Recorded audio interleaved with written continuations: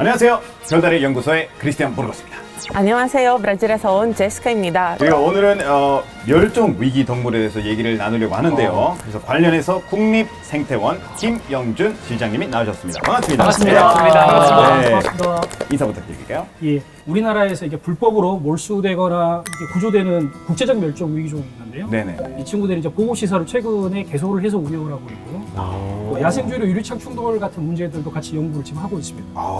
좀 궁금한 게 10년이란 비교를 하자면 이 멸종 위기 동물들이 조금 더 많아지고 있는지. 일단은 두 가지 측면을 좀 말씀드릴 수 있을 것 같은데요. 하나는 그 세계 자연보전연맹이라고 있습니다. 여기 이제 적색 목록이라서 레드리스트라는 게 있습니다. 근데 거기에 포함되어 있는 생물 종이 지난 10년 동안 이게 놓고 보면 90%는 지속적으로 감소를 하고 있고 나머지 9% 정도만 그대로 이제 그 개체군이 유지가 되거나 보통 1% 수준만 회복하는 수준이니까 그러니까 절대적으로 계속 감소하고 있다는 게 일반적인 트렌드라고 보시는 게 좋을 것 같아요. 동물들이 그냥 사라지고 있는 그런 그러니까요. 상황이네요. 멸종 위기 동물을 보호해야 한다, 지켜야 한다. 그게 모두 다 알고 있는 사실이잖아요. 그렇죠.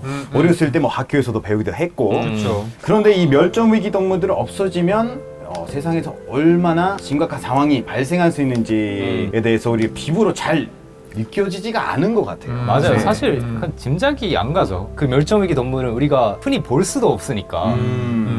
어때요? 각 나라 사람들도 멸종 위기 동물에 대해서 관심 좀 있는 편인가요? 미국은 관심 많이 없는 편인가. 그래요? 아무래도 가본주의 정신 그거 좀 세서 그거는 게 우선이고 나중에 동물 좀 생각하자 그런 느낌 아닐까 생각해요. 일본은 확실히 동물원들이 되게 많아요. 그래서 어렸을 때부터 동물원 되게 많이 다녔거든요. 그래서 약간 친근함이 있는 것 같은데 그렇다고 멸종위기에 대해서 심각하게 생각하고 그런 사람이 국민의 몇 % 있는지는 사실 잘 모르겠는? 근데 브라질은 솔직히 생물이 굉장히 많잖아요. 네. 그러니까. 그럼 기본적으로 사람들은 좀 관심 많겠네요. 제 생각에 이렇게보다 조금 더 많은 것 같지만 그래도 뭐 근도시에 사는 사람들이 그렇지 않은 것 같죠? 아마존이 엄청 많잖아요. 네. 맞아. 브라질의 몇 %? 아마존인가요? 30, 40% 정도 되지 않을까요? 3분의 1이. 이거 정말 많아요. 그리고 아마존이 브라질뿐만 아니라 그 옆에 있는 나라에도 있거든요. 네, 9개 아마존 들어가 있고요. 근데 뭐 브라질에 살면 아마존이 어떤 존재인가 싶어서 너무 들어가기도 흔하게 좀 어렵지 않아요? 사실 저 가본 적 없어요. 바다 근처에 살아서 우리가 아마 한국에서 생각하면 미얀마까지 가는 정도예요. 정도의 길이요? 이제 도시에서 아마존까지. 실장님 생각은 어떠세요? 요즘 사람들은 이런 주제에 대해서 좀 관심이 많아졌다고 보시나요? 세계적 흐름이라고 이렇게 말을 하기에는 좀 어려울 것 같아요. 경제와 환경은 항상 상반되는 개념이라고 생각을 하는 게 많은 것 같아요. 아까도 말씀하신 것처럼. 근데 이제 우리나라만 놓고 본다라면은 과거에 이제 한국이 60년대, 70년대 경제 개발에 많이 몰두를 했어요. 그래서 먹고 사는 문제에 대해서 많이 집중을 하다 보니 그 당시에는 뭐 폐수나 매연 같은 거 막 방출하고 그랬었죠. 근데 이제 지금 현대에 들어와서는 이제 멸종 위기종들 또는 이렇게 생물들을 보존해야 된다는 생태 감수성이라고 할까요? 이런 것들이 많이 지금 올라가고 있는 단계예요. 그래서 시민들의 이제 공존을 해야 된다, 그리고 환경을 좀 보존해야 된다라는 그런 인식들이 네. 과거 10년에 비해서 굉장히 많이 변화됐다고 이야기를 할 수 있을 것 같습니다.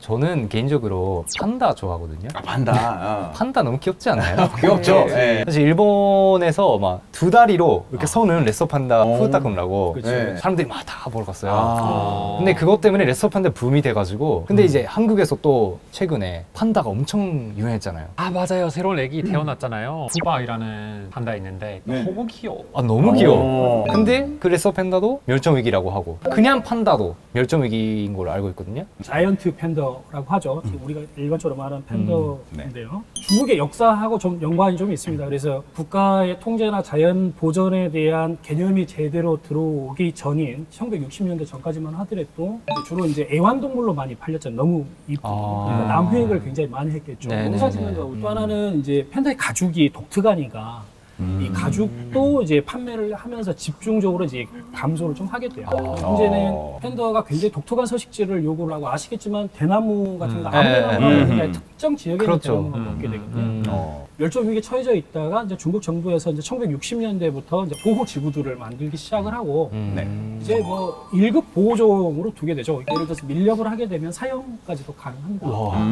그 덕분에 이제 최근 들어서 개체 수가 좀 늘어났어요. 그래서 중국 정부에서는 한 1,800마리, 일부 학자에 따라서 한 3,000마리까지도 있을 수 있다라고 이제 판단을 해서 세계 자연보전연맹에서는 과거 이제 멸종 위기종에서 얘는 취약종으로 이제 분류를 조금 내려온 단계가 아직까지는 그래도 아직까지 위험하긴 하지만 이전보다는 훨씬 더 좋아진 상황이라고 볼 수 있습니다. 이제 중국이 반달을 보호했다고 하셨는데 그 네. 덕분에 더 다른 동물들을 보호를 자연스럽게 받게 되겠네요. 이제 이런 것들을 저희들이 통상적으로 이제 우산종이라고 이야기를 합니다. 우산종. 그쵸, 우산이죠. 엄브렐라 스피시스라고 하는데 저를 보호하는 어떤 조치들을 취하게 되면 그 주변에 있는 다른 생물들도 같이 보호를 받아요. 근데 이제 여기서 좀 살펴봐야 되는 거는 뭐냐면 분석을 해보니 이 숲 안에 사는 생물 종들의 숫자가 작은 생물들은 굉장히 좋아졌는데 표범이나 설표 또는 늑대와 같은 이 큰 육식동물들 숫자가 많이 감소한 게 발견됐어요. 그러니까 팬더의 보호를 통해서 이런 형태로 우산을 제공하기는 했지만 다른 생물종들에 대한 맞춤형 보호도 사실은 같이 고민을 해야 된다라는 그런 그러네요. 절대적인 정답은 없네요. 와 진짜 어렵네요. 사실이네. 아까 그 말했던 후바오 얘기인데 다시 중국에 돌아가야 한다고 얘기 도는데 그건 맞아요? 중국 정부에서 해외로 보낸 동물들의 숫자가 17개국에 약 50마리 정도가 있습니다. 암수 성별을 같이 맞춰서 내보내요. 근데 이게 중국 정부에서 이 소유권을 넘겨주진 않아요. 수익권 빌려주는 그쵸. 빌려주는 거. 임대, 임대. 거기에 따른 이제 임대료도 이제 매년 제공을 좀 해야 되는데 이 암수가 같이 나가서 새끼가 낳게 되면 그 새끼의 소유권 자체가 중국 정부에 소속이 돼 있어요. 큰 틀에서 놓고 보면 이제 팬더 외교라고도 이야기를 하죠. 그래서 아무 나라에게나 주지도 않습니다. 엄청 비싸겠네요. 뭐 알려지기로는 1년에 약 100만 불 정도 100만 불? 100만 원 아니고? 예, 100만 달러 정도를 100만 원은 예, 저도 데리고 오겠습니다. $1 million. 한국 사람들은 소랑을 굉장히 많이 좋아하잖아요. 거의 뭐 그러면 대표 동물이지 않을까 대한민국에서. 그렇죠. 그때 발팔올림픽에 호들이 있었고 있었고. 평창올림픽 때 소랑. 맞아요. 옛날 이야기에도 있었고 그 마늘 먹었던 호랑이도 제 말 하면 온다? 뭐지? 그런 맞아요. 아, 그런 그 거 있잖아요. 속담도 있어요. 속담도 네. 많고 그런데 한국에서 현재 호랑이 상황은 어떻게 되고 있나요? 한국 호랑이를 포함해서 아무르 호랑이라고 하는데 환경부에서 멸종위기 1급으로 지정이 돼 있습니다. 북한에는 이제 호랑이는 남아있을까로 보고 있고 또 우리나라 헌법상 사실 북한까지 이제 한반도 전체가 한국의 영역이라고 보고 있기 때문에 여전히 이제 저희는 한반도에는 호랑이가 남아 있다라고 복원이 있으라 굉장히 좀 작겠죠. 그 한국 치도를 보면 그 반도가 호랑이 모양이 있다라는 말을 많이 들었어요. 네. 실제로 그런 거예요. 포항에 가시면은 포미곶 이런 데가 있습니다. 포미곶. 예, 포미는 호랑이의 꼬리라고 이야기합니다. 호랑이 꼬리가 신기하다. 서울은 그러면 어디쯤인가? 심장이 아닌가요? 여기쯤? 정도인가요? 네. 근데 가슴이 이게 뭔지 가슴이 알아요? 네. 중국은 수탉 모양이잖아요. 그래서 한국은 지금 수탉을 먹으려 하는 거예요. 그렇게까지 모르겠어요. 미국적 의견입니다. 미국은 어떤 모양이죠? 호랑이와 표범의 관계가 있어요. 우리나라 사람들이 표범을 잘 모르는데 사실 과거에 한반도가 표범의 땅이었어요. 진짜요? 그래요? 그래서 시골에 가보면 뭐 범골 이런 게 지역명이 있는데 이 범이 거의 대부분 표범이었을 거라고 보거든요. 아무르 표범이라고 하는데 지금 남아있는 게 거의 한 뭐 100마리, 150마리 정도밖에 안 남아있어요. 야생에. 네. 제시카 씨는 뭐 브라질에서 네. 태어나셨잖아요. 그러면 많은 동물들이랑 많이 친근한 사이겠는데. 라이온킹인가요? 네. 사이, 내가 손 넘었다. 미안해요. 여러분들 다 아시는 제구어, 우리 제규어. 제왕이라는 동물이고 그리고 제규어. 미코 레옹 도라도. 레옹 라이언 같은데요? 네, 라이언. 이름이 맞아요. 똑같아요. 황금은 도라도이고 레옹은 사자고 그리고 타마리는 미코예요. 바다 거북이도 있고 에무새도 있고. 그런 동물 있어요. 직접 본 적이 있어? 그 바다 거북이 한 번 본 적이 있는데 나머지는 그냥 동물원에서 봤죠. 동물원에서. 네, 근데 사실 우리가 익숙해진 이유는 우리 화폐에 들어가 있어요. 아, 진짜? 네, 그래요? 우리 브라질에서 인물 아니야. 동물이에요. 네. 너무 좋다, 이거요. 50 화폐는 제규어 제규어. 나오고요. 우리 아라라도 있고. 아라라가 뭐였죠? 메카우 이야기하는 거죠. 아라라고 해요. 그 이 동물이 소리 하잖아요. 되죠? 예. 아라라 아라라 이렇게 소리하고 리오라는 네, 애니메이션인데 거기서 블루 아라라 나오거든요. 본 것 같아요. 네, 예. 블루 아라라는 되게 위험한 상황에 그렇죠. 들어갔는데. 야생 개체는 거의 사라졌다는 네. 얘기. 아, 진짜요? 아주 진짜요? 불쌍한 애들이에요. 한국도 500원짜리 동전에 두루미가 있습니다. 일본말로 단조. 맞네요. 이제 두루미라고 하는 건 전 세계 약 4,000마리 정도밖에 안 나요. 사실은 굉장히 이 친구도 굉장히 위험한 상태에 있는 종. 그 진짜? 멕시코 동물 중에 아홀로테라는 아홀로테. 동물이 있는데 우파루파. 굉장히 귀엽고 그래서 뭐라고 약간 보여요? 오히려 약간 우파루파 좀 약간 이상하게 생긴 여기 입이 예, 맞아요. 그게 네. 이제 옛날에 아즈텍 문명이 있었을 때부터 있었던 동물이다 보니까 우리 진짜? 학교에 있었을 때 다 알려주고 굉장히 귀한 동물이 지금 이제 위기에 빠져 있다고 그래가지고 내년에 멕시코 치페에다가 50페소짜리에 이렇게 넣으려고 하는데 실제로 내가 멕시코 가서 확인해봐야 되겠지만 일단 인터넷에서 돌아다니는 사진도 그렇더라고요. 범고래가 점점 사라진다고 얘기 들어서 소리로 네. 어디 있는지 알잖아요. 네. 맞아. 그 소리로 네. 뭔가 어떤 거 뭐 장애물 있는지 알잖아요. 우리 배나 그것 때문에 너무 시끄러워서 고래가 어디 있는지는 헷갈려서 모터나 그런 소리 때문에. 그래서 농업에 쓰는 그물망이나 그거는 약간 먹이고 아니면 폐에다 부딪히고 사라지는 것도 있다고요. 범고래는 고래가 아니에요. 고래가 아니에요. 맞아, 올카. 돌고래입니다. 돌고래. 돌고래요? 돌핀의 한 종이에요. 덩치가 굉장히 큰 돌핀. 맞아, 고래가 들어가 있으니까 네. 그렇죠. 뭔가 그냥 고래를 이제 지켜야 된다는 그런 말이 굉장히 많이 나오잖아요. 실제로 만약에 고래가 멸종되면 우리 인간에게 어떤 위험이 생기게 될까요? 말씀하신 내용에 대해서 일단 좀 그런 질문을 종종 받기는 받는데 네. 먼저 우리가 좀 따져봐야 될 것은 인간에게 어떤 영향을 주는가를 따져서 어떤 동물을 보호하고 어떤 동물은 우리가 함부로 대할 것이냐에 대해서 생각하는 건 조금 문제가 있는 것 같아요. 사실은 자연은 자연 그대로의 가치들을 분명히 가지고 있는데 사람들은 모기를 다 없애고 싶어 하죠. 바퀴벌레 다 없애 싶어 하고. 그쵸. 근데 사실은 이제 그런 녀석들이 없어졌을 때 생태계에 대해서 차지하는 다른 이유들이 이제 사라지는 거예요.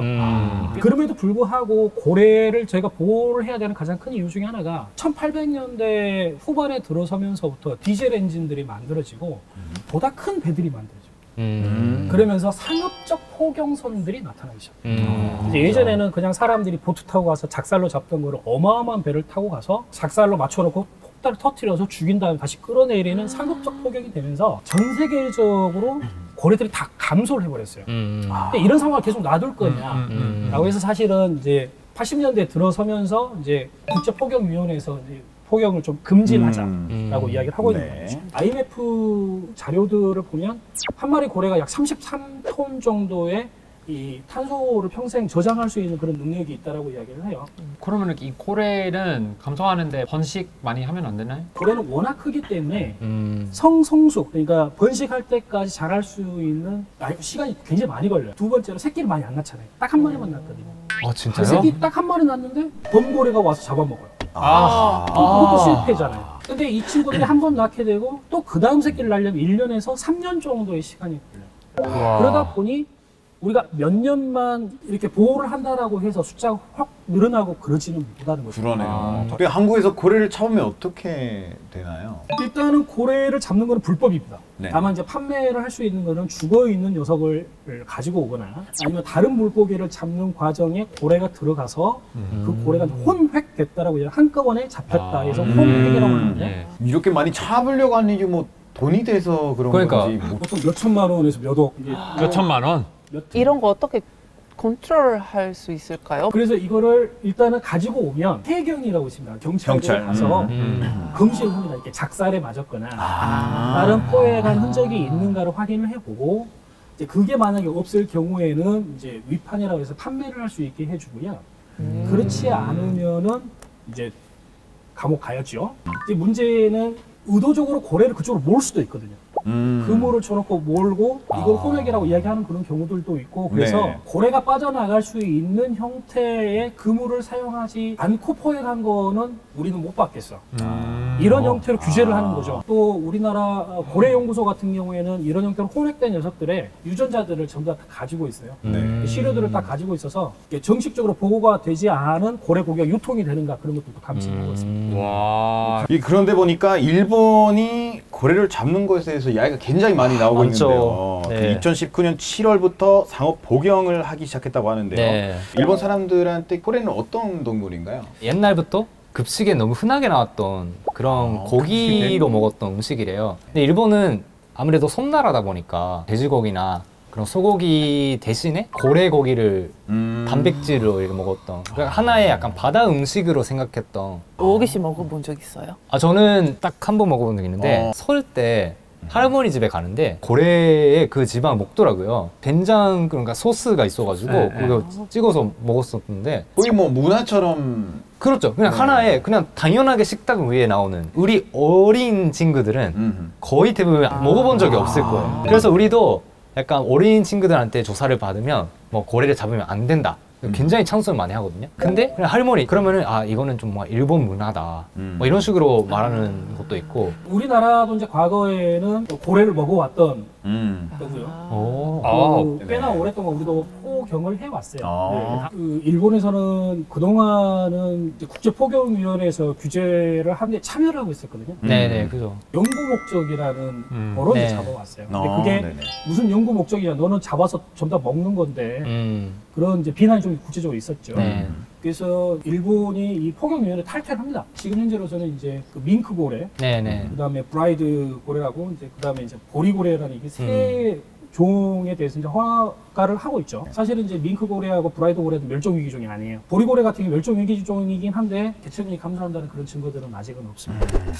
아까 제가 이제 우산종이라는 표현을 하나 드렸는데, 그러니까 또 하나 이제 핵심종이라는 게 있습니다. 그러니까 생태계 내에 있는 기능, 역할이 전부 다 동일하진 않다. 그러니까 굉장히 중요한 동물도 좀 있고 이게 핵심이지 않는 그런 종들도 있다라는 그런 연구가 있습니다. 네. 한 예를 들어드리면 늑대를 생각해 볼 수 있을 것 같아요. 미국에서 이제 외부에서 이제 사람들이 들어가고 나서 인디언들의 영역을 밀어내죠. 네. 그러고 나서 이제 목축을 하게 되는데 자꾸 늑대가 와서 얘들을 죽이는 거예요. 늑대를 없앴죠. 사슴들도 숫자가 엄청 늘어나죠. 풀이 너무 줄어드니까 이제 나무 껍질을 벗겨 죽이기 시작해요. 그래서 새로 자라난 나무가 없어요.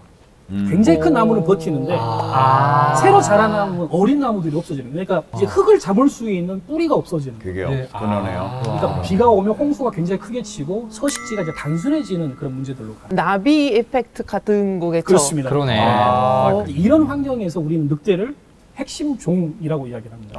네. 그런 것들이 벌과 같은 거죠. 브라질이면 뭐 아마존인데 아마존뿐만 아니라 판타나우에서도 그 이제 산불 때문에 실제 상황이 어땠었어요? 조금 심각하죠. 제구아가 이렇게 발이 화상되고 이렇게 너무 아파서 마음이 아팠어요. 발바닥에 화상을 입은 제규어는 절뚝이다 이내 주저앉습니다. 긴급 구조된 어린 제규어의 네 발에는 흰 붕대가 감겼습니다. 주변 도시에 검은색 비 내렸어요. 정확히 어떤 산불이었어요? 지구적으로 발생하는 화재는 사실 매년 강해지고 있어요. 우리가 통상 자연 발화라고 이야기합니다. 그럼 우리 거는 그거 근데 아니겠죠? 브라질과 같은 경우는 불행히도 의도적 발화의 경향성이 강하다고 이야기를 해요. 제가 작년에 조사한 바에 따르면 작년 8월까지 2020년도 한 해 동안 약 8만 건 정도의 화재가 브라질에서 발생합니다. 아마존 유역에서. 인공위성으로 분석을 해봤더니 전부 다 농경지 인근에서 발생하는 거예요. 불을 질러서 숲이 없어지게 되면 거기에서 소를 키우거나 소의 먹이가 되는 이제 그 콩과 식물들을 재배를 합니다. 그래서 이 재배를 한 걸 가지고 다시 또 소를 먹여서 그래서 결국은 탄소를 고정시킬 수 있는 이 숲 생태계가 사라지게 되고 오히려 탄소를 많이 배출하는 목축업 특히나 소 같은 경우에는 메탄가스를 굉장히 많이 생산하거든요. 네. 이거는 이제 전 지구적으로 큰 영향이 될 수밖에 없다. 환경단체들은 보존보다 개발을 앞세우는 보소나루 브라질 대통령이 아마존 파괴를 내버려두고 있다고 비판했습니다. 미국은 한파 때문에 심각했었다면서요? 맞아요. 네. 올해 초에는 그 미국 텍사스 주에서 갑자기 한파가 있어서 텍사스에서 사막 많은 지역인데 엄청 더운 주인데 네. 바다도 너무 추워지고 바다 거북이도 기절해서 해변가까지 그렇겠다. 널려 있었어요. 실장님 질문처럼 우리 멸종 동물의 원인들에 대해서 계속 얘기를 했는데 그 중에 가장 큰 이유 뭐라고 생각하십니까? 장기적 관점에서 바라본다라고 한다면 아직까지는 남획이나 서식지가 감소되는 것들이 사실은 영향을 계속 줘왔어요. 네네. 근데 기후의 위기라는 거는 여러분도 매년 겪으시지만 매년 조금 더 더워지고 네. 또 극단적 기후들이 나타나요. 이게 사실은 기후변화에서 제일 큰 문제는 뭐냐면 한 달만이라도 40도로 올라가는 상황들이 발생하면 다 끝나버립니다. 아, 그죠. 또 하나 우리가 좀 생각해 봐야 되는 것은 기후변화가 이렇게 되면 뭐 에어컨 틀면 되지. 이제 이렇게도 생각할 수 있는데 기후가 바뀌게 되면 생물 종도 앉아서 죽지는 않습니다. 자기가 맞는 지역을 이동할 수 있다면 이동을 하거든요. 최근 들어서 국내에서 기존에 발견되지 않던 새로운 종들이 조류에서도 나타나고 있어요. 새들은 날아올 수가 있으니까. 네네. 곤충들도 날아서 들어오기도 하고요. 이런 과정에서 과거에 우리나라에서 발생하지 않던 질병들이 이런 동물들을 따라서 가지고 오거나 또는 이런 곤충들이 매개할 수 있어요. 앞으로 새로운 다른 질병들이 출현할 수도 있고요. 근데 우리 생활이랑 그 모호랑 굉장히 밀접한 관계잖아요. 그럼 동물들을 보호하기 위해서 우리가 할 수 있는 것들이 뭐 있나요? 도토리가 호랑이 숫자를 조절해요. 도토리의 숫자가 적게 열리면 멧돼지가 가을에 번식을 잘 못합니다. 그러면 호랑이가 잡아먹을 수 있는 새끼 멧돼지들이 줄어드는 거예요. 또 호랑이가 새끼를 낳는다 하더라도 그 호랑이의 새끼들이 성장할 수 있는 기회가 없어져요. 결국 도토리 하나가 호랑이에게 연결을 주는 것처럼 사실 이게 서로 되먹이기로 연결되어 있습니다. 그래서 이게 굉장히 먼 거리를 돌아서 오기 때문에 네. 사람들이 잘 인지를 못하거든요. 네. 멸종위기종을 보호를 하려면 우리 주변에 있는 동물을 보호를 해야 되는 거예요. 멸종위기종만 선택적으로 할 수는 없어요. 보호할 진짜 필요가 우리가 하죠. 흔히 생각하는 뭐 플라스틱을 줄이자라든가 그런 것들이 하나하나가 다 네. 도움이 거의 되는 거죠. 연결되는 거네. 최시까 씨는 어떠셨어요 오늘? 이렇게. 아주 어렵고 이렇게 처음에 근데 저는 대학교 때 많이 배웠던 건데 오늘은 그래도 더 많이 배웠어요. 덕분에 더 많이 배웠어요. 사실 환경은 우리를 감싸고 있는 하나의 막이라고 생각이 들어요. 근데 이게 벽돌을 빼는 것처럼 하나를 뺐을 때 담이 무너지진 않지만 하나 빼고 하나 빼다 보면 언젠가는 담이 무너지거든요. 이게 우리를 감싸고 있는 보호막이라는 환경이 사라지지 않도록 지금이라도 다양한 방식을 통해서 참여하고 서로 노력하는 게 굉장히 중요할 거라고 생각합니다. 네, 좋습니다. 맞아요. 이제 앞으로 저희가 이렇게 얘기한 것처럼 지구, 우리 동물에 대한 중요성을 빨리 느낄 수 있는 날이 왔으면 좋겠습니다. 구독해 주시고 좋아요 눌러 주시고 그리고 댓글 많이 달아주세요. 수고하셨습니다. 수고하셨습니다. 저희가 이제 연구차 러시아를 간 적이 있습니다. 러시아 연해주 쪽인데요. 여기에는 그 아무르 호랑이가 살고 있는데 이게 길거리를 쭉 가다 보면 이제 반달가슴곰을 잡아먹은 배설물입니다. 근데 문제는 거기에서 자야 되는 텐트가 2인용을 가지고 갔는데 4명이 갔어요. 그래서 제가 밖에서 잤죠. 어떻게 잠도 안 오셨겠네요? 호랑이를 못 봤어. 못 봤어. 다행이에요. 다행이에요.